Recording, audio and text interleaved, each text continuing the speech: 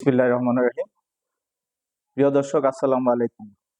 আজকে আমি একটা রাজনৈতিক ইস্যু নিয়ে কথা বলতে চাচ্ছি। সেটা হচ্ছে, একটা রিউমার প্রচলিত হয়ে গেছে যে এখন আবার -2 ফর্মুলা শুরু হচ্ছে। আমি মনে করি একটা সিম্পল রিউমার এটা, কারণ এখন বাংলাদেশের যে প্রেক্ষাপট, এই মুহূর্তে -2 করার কোনো সম্ভাবনা নেই এবং এটা সাধারণ জনগণের নিকট এটা কখনো গ্রহণযোগ্য হবে না।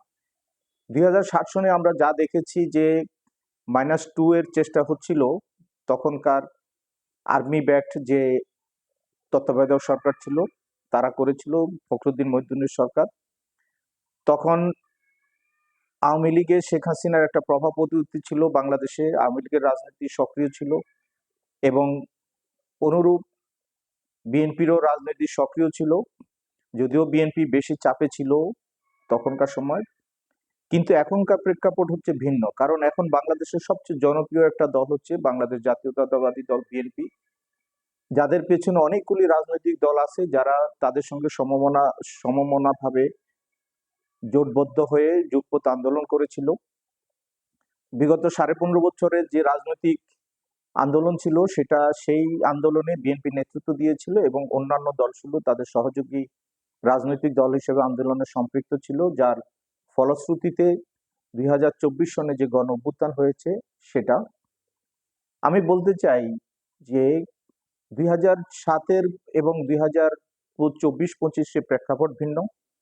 এখন আওয়ামী লীগ দুঃশাসনের জন্য বিগত 15.5 বছর শেখ হাসিনার নেতৃত্বে দুঃশাসন এবং শেখ হাসিনার পরিবারতন্ত্র এবং যে বাংলাদেশকে একটা লুটেরার রাজ্যে পরিণত করেছিল, সেই জন্য শেখ হাসিনার পতন হয়েছে এবং সে দেশ থেকে পালিয়ে যেতে বাধ্য হয়েছে।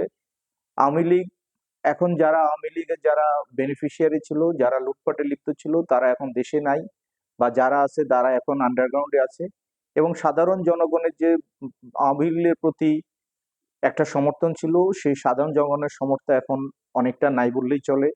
হয়তো তাদের কিছু বোনাফাইড কর্মী আছে, যেটা থাকাটাই স্বাভাবিক, যেহেতু আওয়ামী লীগ একটা বড় রাজনৈতিক দল ছিল। আমি মনে করি যে এখন কোনো -2 ফর্মুলা এক্সিকিউট করার কোনো অবস্থাই বাংলাদেশে বিরাজমান না। এটা একটা সিম্পল রিউমার। এটার মধ্যে হয়তো কোনো দল বা কোনো দেশ হয়তো এর মধ্যে ওই আগুনে ঘি ঢালার মতো হয়তো কোনো একটা ইন্ধন দিতে পারে। তবে আমি জানি এবং বিশ্বাস করি যে দেশনেত্রী বেগম খালেদা জিয়া বাংলাদেশের যত জনপ্রিয়, উনাকে বাদ দিয়ে এদেশে কোনো রাজনীতি করা এই মুহূর্তে আর সম্ভব নয় এবং উনাকে আসতে বাধা দিলে সেই যে বাধা দিবে তারও একটা গণঅভ্যুত্থানের মতো একটা পরিস্থিতির সম্মুখীন হতে পারে। তা আমি সবাইকে অনুরোধ করব, আপনারা এই রিউমার ছড়ে মানুষের মধ্যে কোনো বিভ্রান্তি সৃষ্টি করবেন না, কারণ কোনোভাবেই -2 -3 এগুলির কোনো সম্ভাবনা এখন বাংলাদেশে বিরাজমান না এবং কোনোভাবেই কারো পক্ষে এটা সম্ভব না।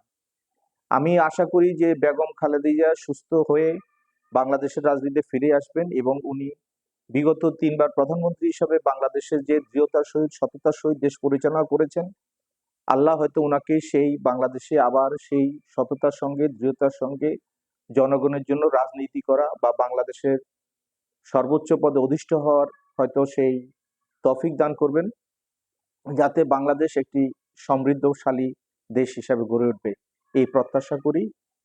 ধন্যবাদ সবাইকে। আসসালামু আলাইকুম।